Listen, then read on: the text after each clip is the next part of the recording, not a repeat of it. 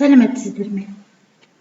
Жаңаөзен қаласы Оразмағамбет Тұрмағамбетұлы атындағы Маңғыстау индустриалды техникалық колледжінің жалпы білім беретін пәндер оқытушысы Биманова Марфуға Есбосынқызының инженерлік графика және машина құрастыру сызуы пәнінен құрылыс сызбалары туралы жалпы түсінік тақырыбындағы сабағымызды бастаймыз. Бүгінгі сабағымыздың мақсаты студенттерге құрылыс сызбаларын өндірісте, құрылыста, жалпы барлық салада да алатын орнын жете түсіндіру. Құрылыс сызбаларын оқу арқылы оларға қойылатын графикалық шартты белгілердің қайсы қай жерде қандай талаптарға сүйеніп қойылатыны туралы түсініктерін қалыптастыру. Кез келген құрылыс сызбаларындағы сызба нұсқаны пайдалана отырып, студенттер өз бетімен құрылыс жобасын сызуға үйрету. Бүгінгі біздің сабақта қарастыратынымыз құрылыс сызбалары, сәулет құрылыс сызбалары, инженерлік сызбалар, топографиялық сызбалар, қарапайым сызбалар, құрылыс сызбаларындағы графикалық шартты белгілер.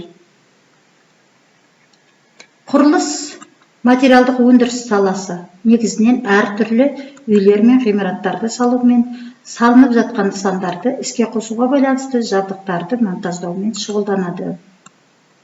Құрылысқа үйлер мен ғимараттарды жөндеуге байланысты жұмыстар да жатады. Құрылыс ашық жерде және әртүрлі табиғи ортада жүргізіледі. Біздің айналамыздағы аспан тіреген зәулім үйлерді, шағын ғана саяжай үйлерін, зауыттарды, спорт кешендерін, аялдамаларды барлығын құрылыс сызбаларынсыз тұрғызу мүмкін емес. Ең алдымен кез келген құрылыс жобалаудан басталады. Содан кейін жұмыс сызбалары орындалады. Құрылыс сызбалары, сәулет құрылыс сызбалары, инженерлік құрылыс сызбалары, топографиялық сызбалар болып үшке бөлінеді. Сәулет құрылыс сызбалары азаматтық құрылыстар, архитектуралық нышандар, театр, завод, фабрика, өнеркәсіп сызбалары. Инженерлік құрылыс сызбалары көпір, жер асты жолдары, туннельдер, бөгеттер, каналдар, шахталар, жолдар жатады. Топографиялық сызбалар, топографиялық сызудың техникалық және құрылыс сызуларынан айырмашылығы міндеттерімен, шартты белгілерімен және сызуымен өзгешеленеді. Картада нысандардың орналасқан жерін анықтау мақсатында километр деп аталатын тік бұрышты координаталық тор сызылады. Жердің горизонталын оның физикалық беті мен деңгейлік бетінің қиылысуынан пайда болатын із деп қарастыруға болады. Ғимараттағы сәулет құрылыс сызбаларының негізі қасбеті, фасад, жоспары және оның жасалған тілік беті болып табылады.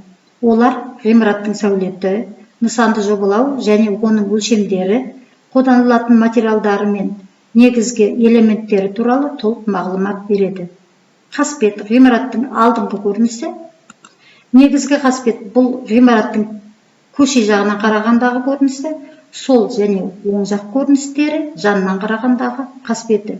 Артқы көрініс аула қасбеті. Қасбеттерді кішірейтілген масштабтармен орындайды. 50 есе кішірейту, 100 есе, 200 есе, 400 есе, 500 есе кішірейту масштабтармен орындайды. Ғимарат жоспары. Ғимараттардың шартты тілігі, ол терезе алды тақтайынан сәл биік алынады. Жоспар сызбаларында қиюшы жазықтықтарынан өткен жерін және олардан төмен жатқан элементтердің барлығын көрсетеді. Қажет жағдайда жоспардың жекеленген бетін қасбетке қарағанда ірі масштабпен кескіндейді. Ғимарат жоспары әр қабат, шатыр, іргетас үшін қолданылады. Егер де жоспар қасбетпен бірге бір парақтан сызылатын болса, онда өзара проекциялық байланыс. Ал енді мен сіздерге архикад бағдарламасы жөнінде азғандай түсіндіріп, сызба сызуды көрсетіп жіберейін. Міне, алдымызда архикад бағдарламасы. Онымен ең бірінші цокольный этаж жасаймыз. План цокольный этаж аламыз да, стены деп аламыз. Материал аламыз. неден тұратын каменная прода деген боламыз. Для всех деп аламыз да. Для всех деп алып, окей деп басамыз. Енді міне бірінші этажды сызамыз. Цокольный этажды сызып жатырмыз. Подвал, цокольный этаж деген. Міне. Қалай енді бұл 3D-да қалай болатынын көрейік. Міне. Цокольный этаж. Бұны деген айналдырып қарауға болады. Енді мән беріңіздер мынаның сапасына. Әрбір кірпішті қарауға болады, әрбір теткіні қарауға болады. Енді бізге осының үстінен жабатын перекрытиесін саламыз. Ол үшін перекрытие дейміз, значение дейміз. Толщинасын аламыз, железобетон дейміз. Сосын поверхность паркет деп аламыз да. Пол, ковер, зеленый деп алайық. Окей деп басамыз. Енді өстіп ортасынан жүргіземіз. Өстіп қабырғамыз ортада қалып қалу үшін. Міне, перекрытиеміз дайын. Міне. Міне мынандай бейне көрініп тұр. Міне. Цокольный этаж. Міне. Біздің мақсатымыз бұның архикад бағдарламасының мүмкіншіліктерін көрсету. Енді қайтадан келіп, бірінші этажға келеміз. Стены дейміз. Неден болатын саламыз. Белый кирпичті алайық. Значениесін енді 3/10 деп алсақ. Жақсы, 3000 деп қалтыра қояйық. 3000 деп алдық. Белый кирпич деп аламыз. 400 толщина стены. 500 деп сала қояйық. Блок газобетонный деп окей дейміз. Міне, тағы саламыз. 1, 2, 3, 4, 5, 6. Мынандай стена 3D-да қарайық. Міне.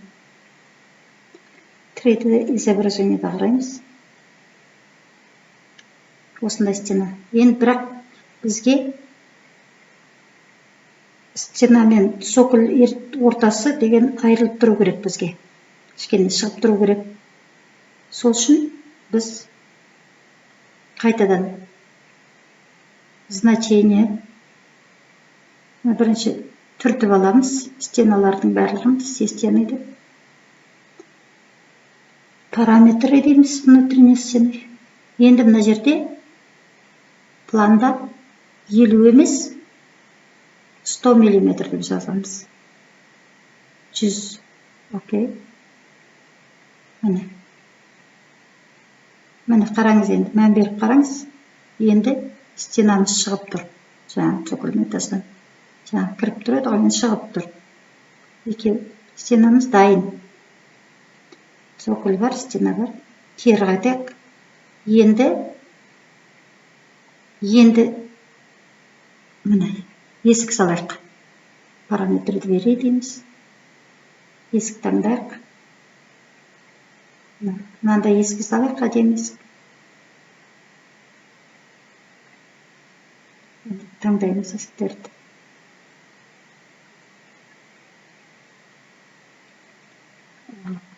Ширынасын 1500, биіктігі 2500. Мынандай бола береді стандарт. Окей дейік. Енді есікті қайда салғымыз келеді? Мына жерге салайық. Біреу. Міне. Іштен көруге болады. Міне. Қараңғы, енді күнді қоссақ болады, мынандай. Күнді былай бұрып қойсақ болады. Жарық болды. Міне. Әдемі есік. Барлық әдемі. Өзіңіздің қалғаныңыз бойынша жасайсыз. Күшті.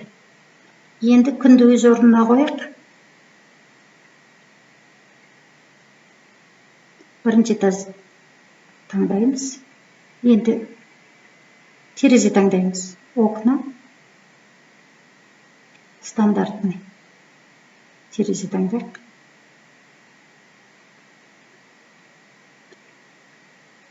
150 деп 900 полдан покрытиесін өзгертейік. Дерево красный деп.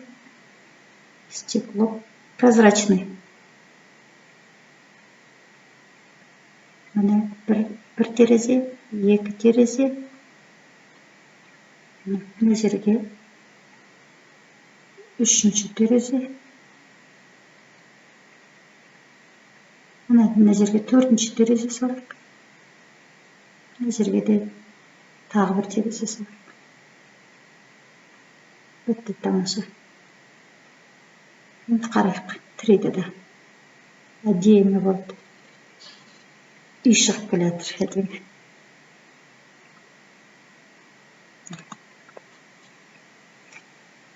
Енді қазір шатыр саламыз. Балка саламыз бірінші. Бірінші этаж. Балка перекрытиені аламыз қазір. Инструмент.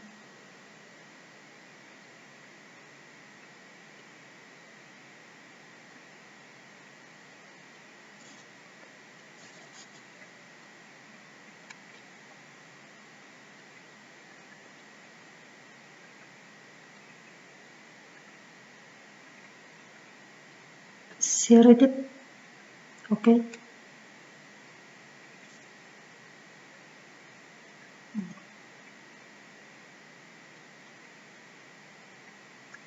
Бетонный балкалар саламыз.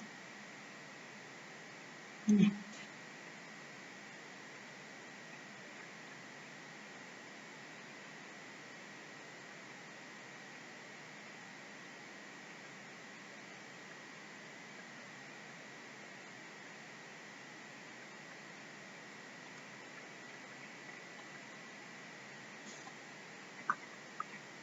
Енді біз бірден шипірін сала қойық.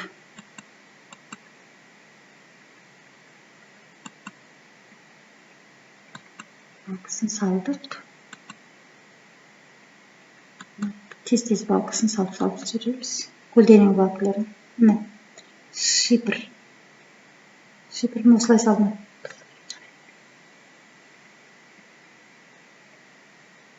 Шипірін салғандағы кезі міне. Осындай. Енді жан жақтан қарауға болады. Өзгертуге болады. Айналасына көк салуға болады. Осымен міне сіздерге архикад бағдарламасымен азғантай болса да уақыттың тығыздығына байланысты тездетіп салып көрсеттім.